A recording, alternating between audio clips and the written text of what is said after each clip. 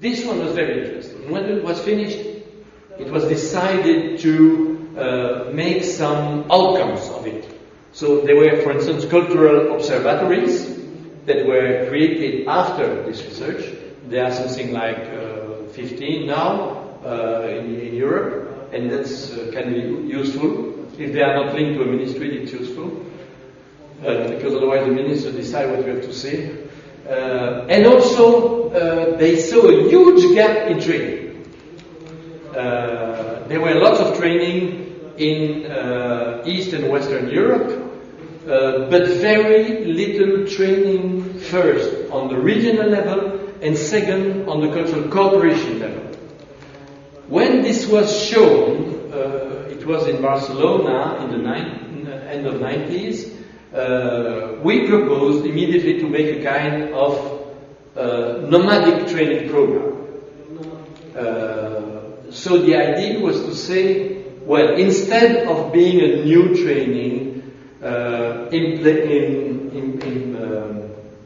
linked to a university, to a city, to a country, we want to have something that is traveling and that is taking only 2 persons per country and people having a project of cultural cooperation.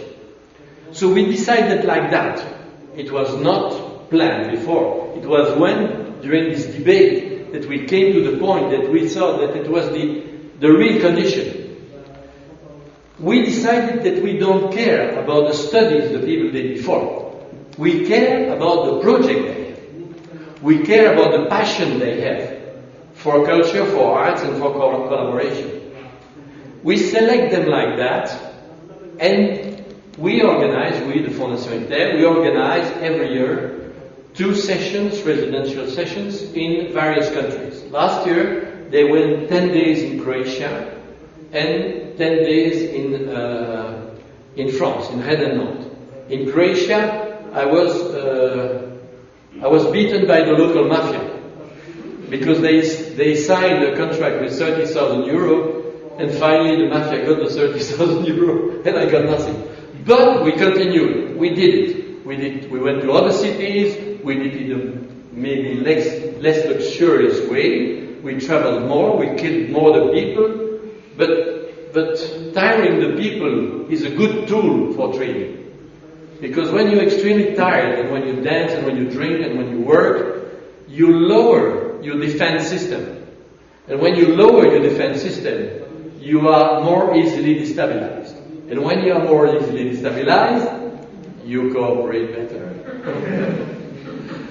So, this is a permanent gamble. This is the Russian roulette. I did also one session in Russia, which was not bad either. I did one in Senegal, which was also a wonderful session, but a financial disaster. And next year we will go to Italy and to Poland, because it's a presidency. So we'll go to Warsaw and Krakow. And the year after we're already negotiating with Macedonia and with Wales and so on. So maybe in 2035 I will stop that joke. But for the moment it still goes, it's still a gamble, it's still fascinating, it's still people with a lot of exciting projects. The methodology is linked to the project. But it's not at all what the people think. When you say you must apply with a project, most of the people think they will be our advisor, we will be your advisor to be successful in your project. It is not at all the case.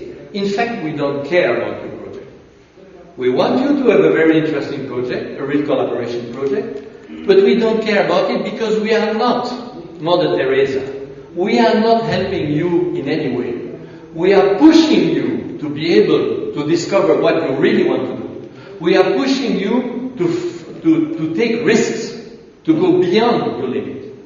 We are sometimes pushing you to collapse with your project. Because sometimes it's more interesting. Of course, if you've got a wonderful project, you keep it and you are successful and everybody's happy. But sometimes it's more interesting if your project that you think is very interesting and very fantastic, it's total bad project. then it's better to destroy it and to start something new. And sometimes you learn more with a failure interestingly interpreted and reworked than with a soft satisfaction of something which is banal and not interesting. I'm of course exaggerating. You understand? But I'm not joking. I think this is very important. And we also have in this system, and that's what I call a bit modern methodology, we also have experts that want and talk and present some of the topics we run, like ethics and cultural management, like fundraising, like cities and culture, etc., etc., etc., youth funding and so on. But I tend to say, the more I go, the more I tend to say, if our so-called lectures are good, that's fine. But that's not that important. What is important is the participants to the training. The biggest input is what the people have in their minds and in their experience and in their risk-taking. That's the most important. That's the biggest input.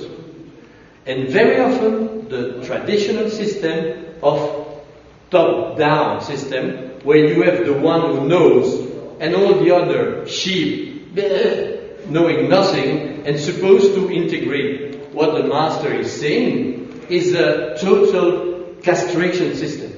We do exactly the contrary. We go a bottom-up system where we think that the gold mine is in the people.